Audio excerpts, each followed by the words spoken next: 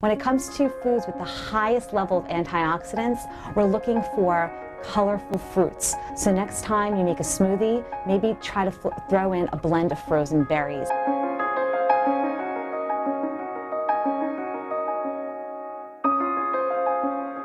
We all hear the term antioxidants, and we know that they're healthy, but what's the real deal behind them? When it comes to antioxidants, they actually can have anti-aging powers. The key is looking for whole food sources where you can find them. So fill your plate with color.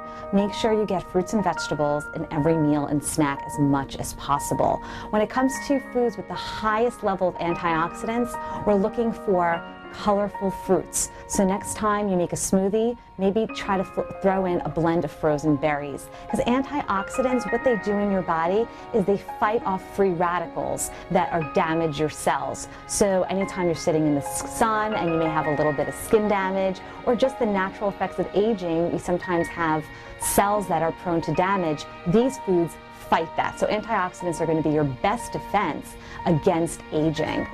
So fruits, vegetables, and also don't forget whole grains, not just to eat them for fiber, but you get natural antioxidants in eating whole grain breads and cereals.